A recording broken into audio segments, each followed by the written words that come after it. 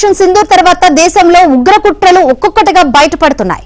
దేశంలో మరోసారి బాంబు పేలుళ్లకు పాల్పడాలనుకుంటున్న ఉగ్రవాదుల కుట్రను దర్యాప్తు సంస్థలు ఆదిలోనే భగ్నం చేశాయి. దీనిపై విజయనగరంలో నమోదైన కేసు దర్యాప్తులో విస్తుపోయే విషయాలు వెలుగులోకి వస్తున్నాయి. ఈ కేసులో పోలీసులు ఇప్పటికే విజయనగరానికి చెందిన సిరాజ్ ఉర్ రెహమాన్ తో పాటు సికింద్రాబాద్ బోయిగూడకు చెందిన సయ్యద్ సమీర్ ను అరెస్ట్ చేశారు. సిరాజ్ ఇంజనీరింగ్ పూర్తి చేసి ఉద్యోగ అన్వేషణలో ఉండగా సమీర్ లిఫ్ట్ ఆపరేటింగ్ సంస్థలో పనిచేస్తున్నాడు. వీరిద్దరూ అల్ హిందీ ఇత్తెహాదుల్ ముస్లిమీన్ పేరిట సంస్థను ఏర్పాటు చేసి కార్యకలాపాలు సాగించారు. ఆ సంస్థకు సిరాజ్ నెంబర్ 1 గా, సమీర్ నెంబర్ 2 గా వ్యవహరించారు.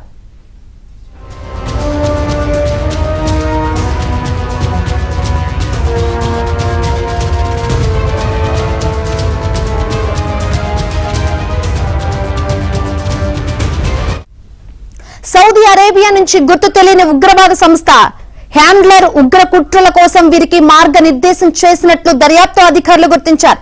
ఆ హ్యాండ్లర్ ప్రధానంగా ఇన్స్టాగ్రామ్ ఖాతా ద్వారా వీరితో సంప్రదింపులు జరిపినట్లు సమాచారం లభించింది. ఇలా ఆ యువకులు దేశంలో పక్కా ప్రణాళిక ప్రకారం పేలుళ్లకు పథక రచన చేసి ఉగ్ర కార్యకలాపాల విస్తరణకు పన్నాగం పన్నారు.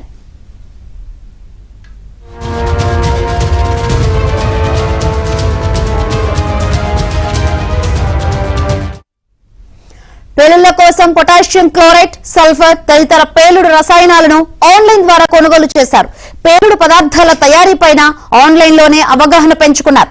ఈ నెల 21 లేదా 22 తేదీల్లో విజయనగరం పరిసరాల్లో బాంబు పేలుళ్లకు రిహార్సల్స్ నిర్వహించాలని నిర్ణయించారు. ఇంతలోనే ఏపీ, తెలంగాణ పోలీసులు సంయుక్తంగా వీరి కుట్రను భగ్నం చేశారు. నిందితులు మరికొందరు యువకులు, మైనర్లతోనూ తరచూ సమావేశాలు నిర్వహించారు.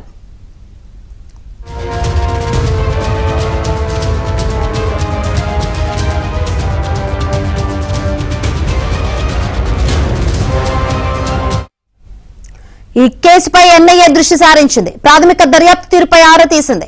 ప్రస్తుతం విజయనగరం పోలీసులే ఈ కేసు దర్యాప్తు చేస్తున్నారు. సౌదీ అరేబియా నుంచి యువకులకు ఉగ్ర కుట్ర దిశగా ప్రేరేపించిన హ్యాండ్లర్లు ఎవరని దానిపై ఎన్ఐఏ ఆరా తీస్తోంది.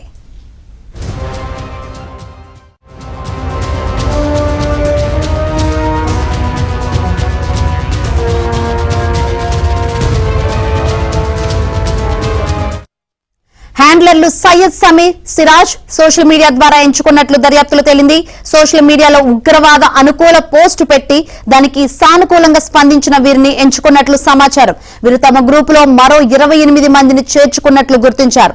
అగ్గిపుల్లల్లోని మందును ఉపయోగించి బాంబు తయారు చేసే విధానంపై హ్యాండ్లర్లు వీరికి ఫైళ్లు పంపించినట్లు తేలింది.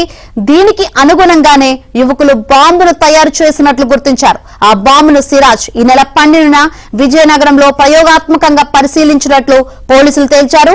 మరోసారి ప్రయోగించేందుకు సిద్ధమైన తరుణంలోనే సమీర్, సిరాజ్ పోలీసులకు చిక్కారు.